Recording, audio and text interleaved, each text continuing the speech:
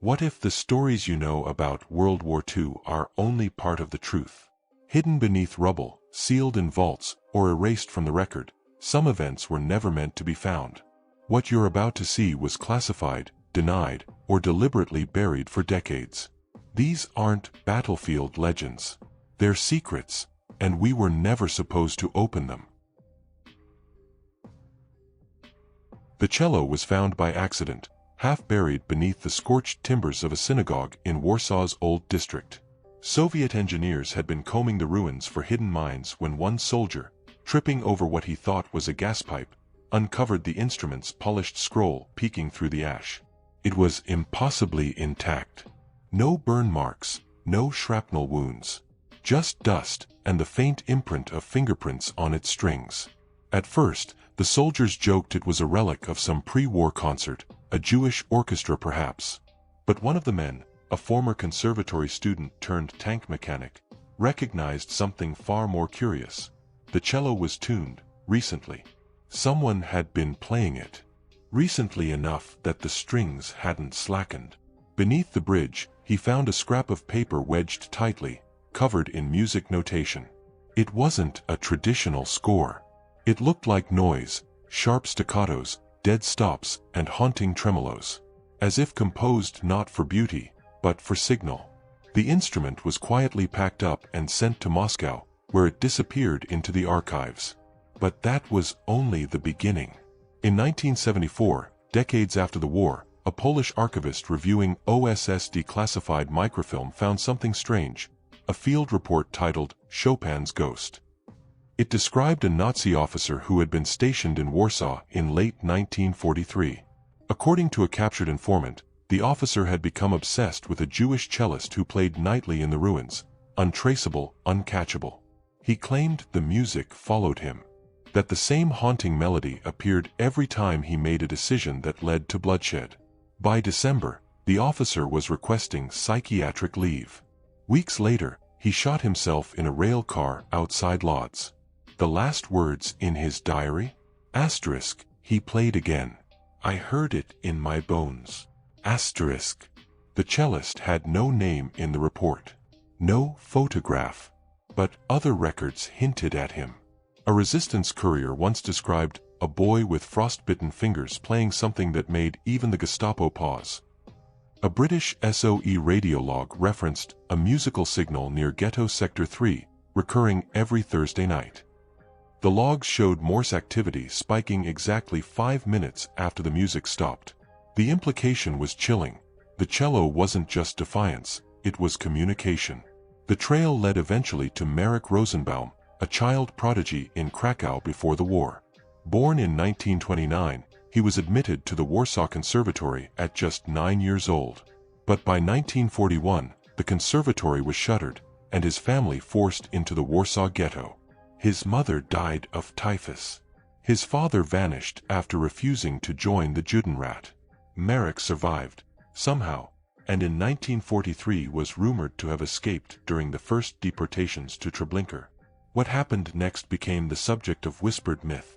That Marek joined the resistance, not with a rifle or grenade, but with his cello. That he played coded symphonies in alleyways, warning of patrol movements.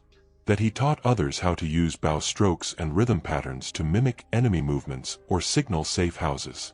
That once, during a Nazi raid, he distracted a searchlight team long enough for dozens of children to escape through the sewers, by playing a lullaby no one had heard since before the war.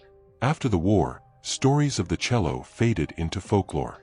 Survivors swore they'd heard him play, but no two accounts aligned. The melody changed. The descriptions shifted. One said he had raven black hair, another that he was pale as bone. In every version, he was alone. Always alone, except for the music. It wasn't until 1991, after the fall of the Soviet Union, that the cello resurfaced. Hidden in a Moscow archive labeled Wartime Propaganda Materials, Miscellaneous, it was pulled during a routine audit. An art historian examining the case found something the soldiers in 1944 hadn't noticed. A name, burned into the wood on the underside of the tailpiece. M. Rosenbaum. The historian brought it to Warsaw. When played in a televised memorial, The sound reportedly made several elderly attendees weep uncontrollably. One survivor, an old woman with trembling hands, approached the stage afterward and whispered, "That was the song that saved my brother." She refused to say more. Today, the cello sits in a museum in Warsaw, enclosed in glass. Its strings have long since dulled, but the legend endures. Scholars continue to debate whether Marek ever existed, or if he was a symbol invented by a desperate people clinging to hope through music. But one thing is certain, there was music in the ruins when there should have been only silence. And in that music, a message of resistance, of sorrow, of defiance. On stormy nights, some claim, you can still hear the notes drifting through the alleys near the old ghetto wall. Not a concert, not a performance, but a warning, a memory, a ghost refusing to be forgotten. In the closing months of World War II, as American forces tightened their grip on the Pacific and Nazi Germany braced for collapse, a single plane vanished over the Pacific near Okinawa. Its code name, Gideon 7. Its mission, unconfirmed. Its cargo, allegedly, the United States' first functional nuclear core, destined for a final test run before Hiroshima. The story was buried in bureaucratic silence, until a declassified OSS memorandum in 1963 hinted at something chilling. The memo, scribbled in code, referred to unauthorized contact with Axis-aligned retrieval teams, and recovery of high-yield prototype lost near 25 degrees 18 minutes north 131 degrees 14 minutes east. Most dismissed it as Cold War paranoia. But buried beneath the language of intelligence reports was something far more urgent, the possibility that the Nazis had recovered America's nuclear weapon, months before Hiroshima. Operation Fallout was born in secrecy. According to a redacted file uncovered in the CIA's Cold War archives, a clandestine detachment of American physicists and Navy pilots had developed an experimental core in parallel to the Manhattan Project. Unlike the Trinity test in New Mexico, this version used an accelerated fissile compression method, designed not for testing but for deployment. It was never meant to be dropped. It was meant to be captured and analyzed. According to scattered intelligence intercepted by British SIS, a rogue German submarine, U-957, had been shadowing American naval convoys near the Ryukyu Islands for weeks. On March 17, 1945, Japanese radar detected a low-flying, unmarked American B-29 struggling to maintain altitude. 10 minutes later, it disappeared from all contact. No wreckage. No SOS. Nothing. 12 days later, OSS field agents intercepted a coded transmission from a known UBWare channel. Translated, it read, *Eagle wounded, feathers retrieved. Delivery en route to Obersalzberg. The implication. U-957 had somehow recovered the core and transported it, thousands of miles, to the Bavarian Alps, to Hitler's mountain fortress near Berchtesgaden. For decades, the story was dismissed as fantasy. But in 1997, a retired KGB archivist named Alexei Borodin published a memoir containing something no one expected, a photograph, dated April 1945, showing two SS officers and a Nazi scientist examining what appears to be a spherical metal object, cradled in chains. The background matched the lower tunnels of Obersalzberg. The scientist, after facial analysis, was identified as Dr. Gerhard Kluge, a nuclear physicist previously believed dead during the Dresden firebombing. Even more disturbing were the transcripts that followed. A recovered Soviet field report, penned in May 1945 during the capture of Berchtesgaden, noted radiological burns, found on two dead SS soldiers near an underground chamber. The report was dismissed by Soviet command as American sabotage and never investigated further. American forces entering the site a week later found most of the documents gone, many incinerated.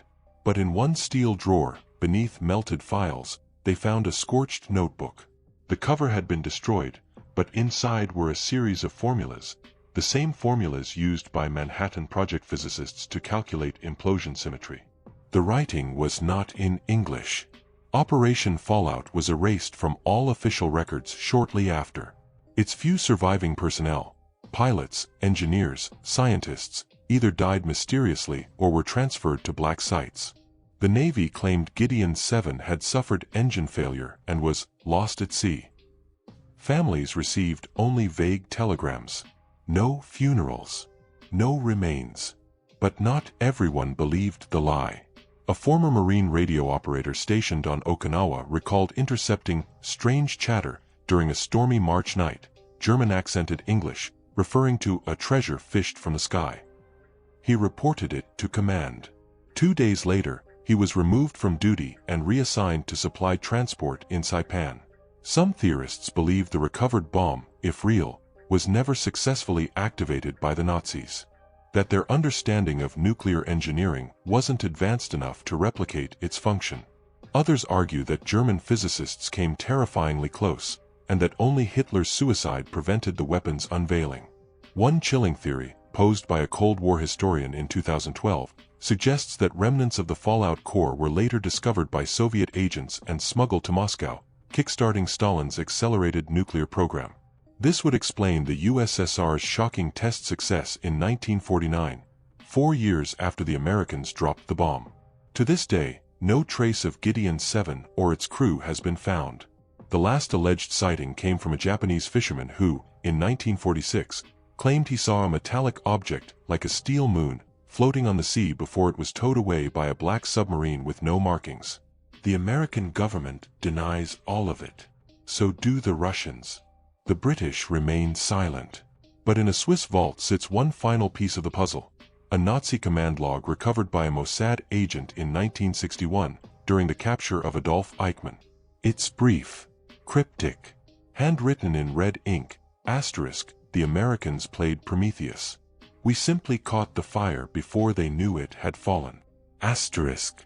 What exactly was lost over Okinawa in March 1945? Was it the first nuclear weapon? A decoy? Or a calculated leak, designed to provoke, confuse, or shift the tide of a war on the brink? No one knows. Or perhaps too many know, and none of them are talking. From the outside, it looked like a forgotten postcard, a red brick hotel draped in ivy, perched on a quiet hill overlooking the Ukrainian city of Lviv. The locals called it simply the Red Hotel. Before the war, it was a sanatorium for Austrian aristocrats, its corridors filled with music and perfume. But in the spring of 1942, as the German war machine rolled across Eastern Europe, the Wehrmacht requisitioned the building. The music stopped.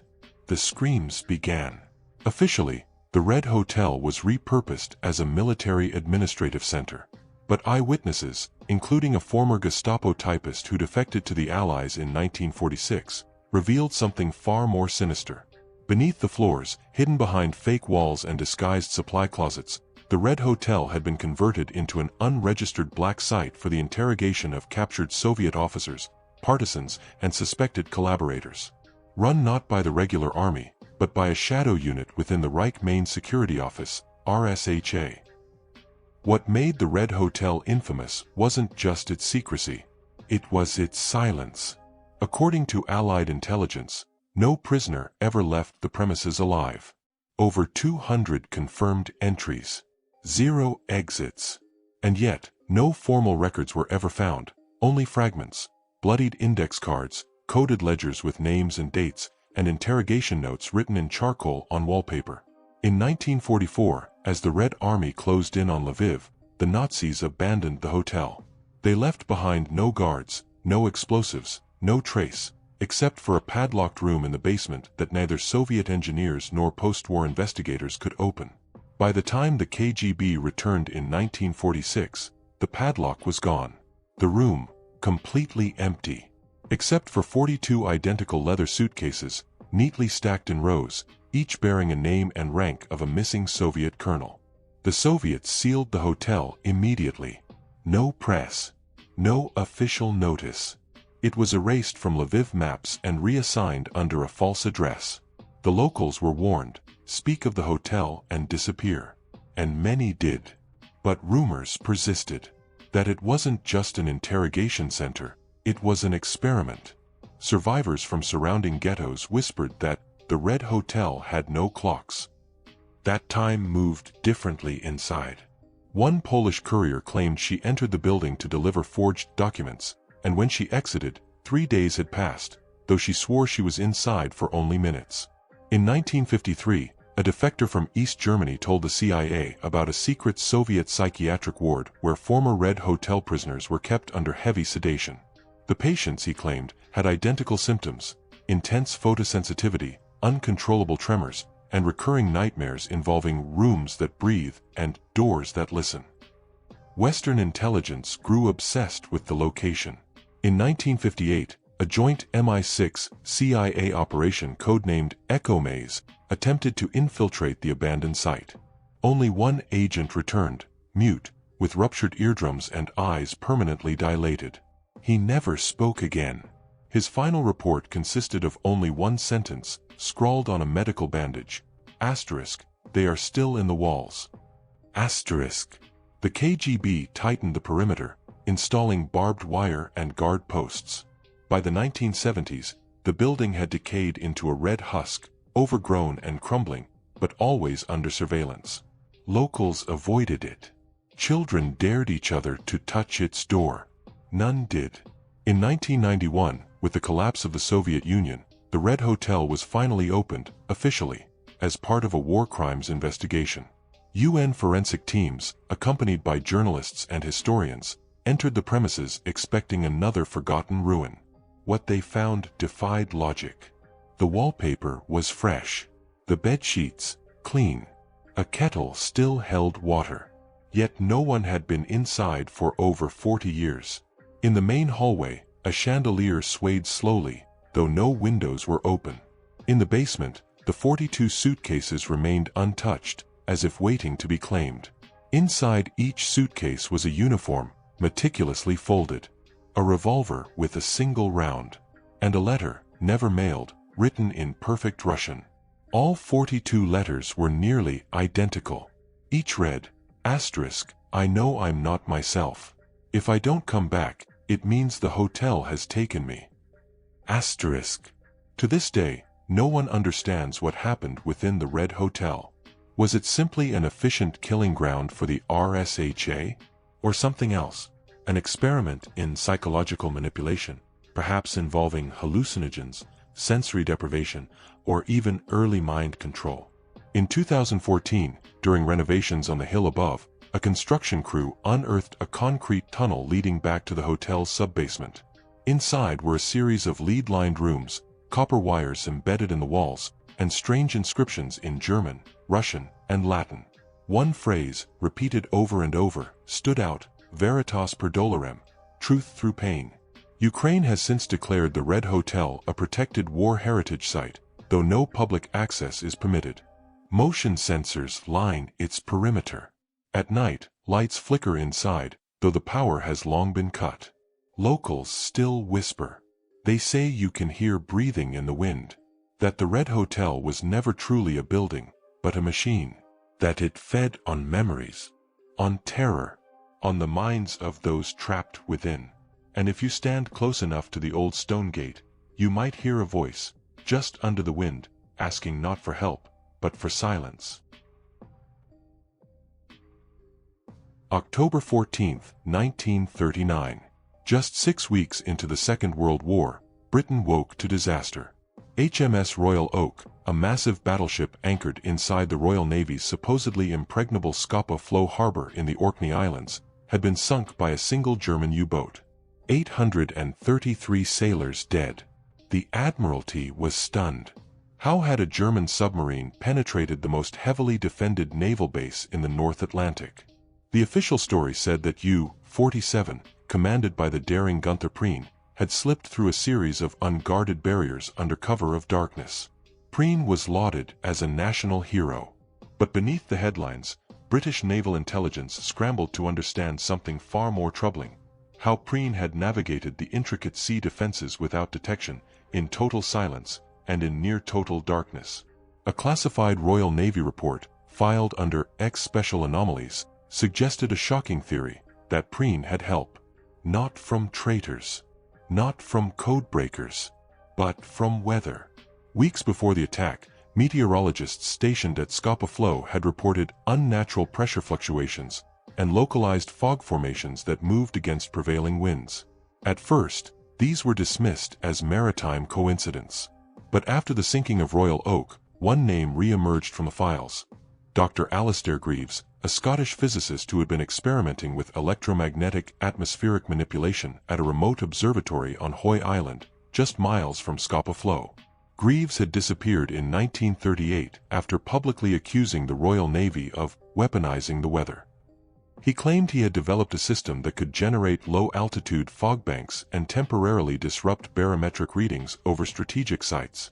His research was seized, his observatory closed, and Greaves was declared unstable. Some said he fled to the Soviet Union. Others believed he was killed. But then came the German telegrams. In late 1945, a trove of captured Nazi naval documents revealed that the Kriegsmarine had been monitoring Greaves for months before the war. A U-boat intelligence note, dated May 1939, stated, "Contact with source successful. Weather control theory plausible. Phase II underway." Allied censors quickly sealed the file. The implication: Greaves hadn't vanished. He had defected. Or worse, he had been abducted and forced to help the Germans stage the unthinkable, an artificial weather event to cloak a U-boat infiltration. In 1951, MI6 launched a secret project codenamed Foghorn, tasked with investigating unexplained meteorological anomalies during World War II. Dozens of reports were uncovered: British radar stations blinded by sudden fog, Luftwaffe raids preceded by precise cloud banks, Arctic convoys thrown off course by unnatural wind shifts. In every instance, a pattern emerged: localized atmospheric disruptions that lasted no more than an hour, always near strategic targets. The trail pointed to an abandoned facility deep in the fjords of Norway, disguised as a weather station. Recovered documents confirmed it had once hosted Project Donner, a top-secret German atmospheric warfare program. Among the project's consultants, a man listed only as AG. When British agents arrived, they found the lab ransacked, its instruments smashed, and a single message carved into a copper panel in the lab's generator room. Nature bends. But it remembers. Scapa Flow itself holds further mysteries. In the 1970s, sonar scans of the harbor floor revealed a strange metallic object embedded near the original anchorage of Royal Oak. Too deep for standard recovery, the object was shaped like an octagonal dish, its surface scarred with what appeared to be scorch marks, though no explosives had ever been detonated in that sector. In 2003, a diving team sponsored by the Royal Navy made a brief expedition to examine the anomaly. The footage has never been released. All members of the dive team signed lifetime non-disclosure agreements. One, years later, broke silence anonymously. He described a buried device, humming faintly, like it was still alive. His final words before disappearing: "The sea isn't natural anymore." Today, the official line remains unchanged. U-47 slipped through gaps in the blockships. But historians and naval officers alike question why those gaps existed in the first place. Why were watch stations undermanned that night? Why did fog roll in, only to vanish immediately after the attack? Some say Greaves died in a U-boat crash in the Baltic, others that he escaped to Argentina with the help of former SS officers. One photograph, taken in Buenos Aires in 1954, shows a man boarding a tram with thick glasses and a limp, identical to Greaves's MI5 profile. The photo remains unverified. Scapa Flow, once the pride of the Royal Navy, now rests quiet. HMS Royal Oak lies rusted on the seabed, its wreck a war grave. But divers still report strange electromagnetic interference near the site, and sudden shifts in current that defy logic. Some believe the device, if that's what it was, remains active, waiting, listening. And on cold mornings, when fog rolls suddenly over the harbor, the islanders of Orkney say the wind sounds different, thinner, like something artificial is breathing through it. Perhaps Greaves succeeded. Perhaps he bent nature. But nature, as he once warned, always bends back. When British soldiers first entered Bergen-Belsen in April 1945, they found horror beyond imagining. Piles of emaciated corpses. Survivors too weak to stand. The smell of death soaked into the soil. But amid the chaos, near the corner of a collapsed barracks, a medic discovered something unexpected: a steel chest, locked and half-buried beneath floorboards. At first assumed to be a stash of stolen valuables, it was sent to a Royal Army logistics station for inspection. What they found inside would raise more questions than it answered. The chest contained hundreds of folded pages. Some were smudged, others burnt at the edges, many written in cramped, almost manic handwriting. But they were not diaries or ledgers. They were accounts. Detailed, meticulous descriptions of life inside the camp. Dates, names, punishments, rumors, transports, testimonies, sketches, all organized by day, labeled in both German and Yiddish. Some documents were so precise they listed the movement of individual guards or the names of prisoners assigned to the crematorium on specific shifts. It was a living record. There was no signature, only a symbol, stamped on every page, a stylized raven perched atop a black flame. British command forwarded the chest to the War Crimes Commission, which assigned it a simple code name, Archivist X. Over time, patterns emerged. Certain descriptions in the documents aligned perfectly with SS records obtained from Nazi officers post-war. Names mentioned only once in secret Nazi communiques were also listed in the chest's papers, down to spelling and rank. Whoever had compiled the archive had access to extraordinary knowledge, far beyond what a normal prisoner could have known. Theories abounded. One posited that the archivist was a Jewish inmate with photographic memory, hiding their work beneath the noses of the guards. Another suggested a Sonderkommando, a prisoner forced to assist in executions, risked their life to chronicle the atrocities. A more disturbing theory, whispered by some early investigators, claimed the archivist might have been a Nazi official documenting everything for later use, only to lose control of the records during the camp's collapse. But the truth may have been stranger still. In 1946, a former Belsen nurse, herself imprisoned after refusing to join the SS, testified during a war crimes tribunal. She claimed that during her final weeks in the camp, she had seen a figure moving at night through the barracks, always cloaked, always silent. Others called the figure the Raven, because of the black scarf they wore over their face. She swore the figure had a satchel filled with papers and charcoal sticks. Once, during a disease outbreak, she found a page slipped under her door. Detailed instructions for sterilizing blankets using only boiled bark. It worked. She never saw the figure again. The archivist's writings, though priceless, were not without mystery. Interspersed between witness accounts were eerie, almost poetic inserts, reflections on death, on memory, on time. One line read, *, history will forget unless someone holds its throat open and forces it to scream. Another simply said, *, they burn the bodies. I burn the silence. *. Even more chilling were pages written in mirror script, requiring a glass to decode. These entries described not just what had happened, but what would. Names of SS officers later arrested.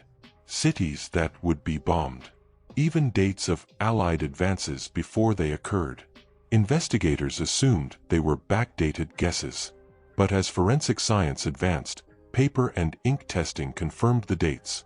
The entries were real. Written before the events they predicted. How? The leading theory is that the archivist had contact with resistance networks or even Allied intelligence.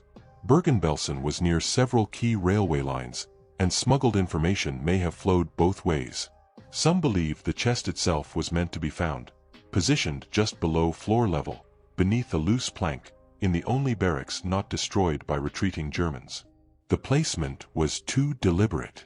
In 1957, Israeli historian Miriam Lewinstein began cross-referencing the archivist's writings with newly opened Soviet archives. To her astonishment, she found nearly a dozen corroborating reports. Prisoner transfers, false escape attempts used as cover for executions, even forged Red Cross visits.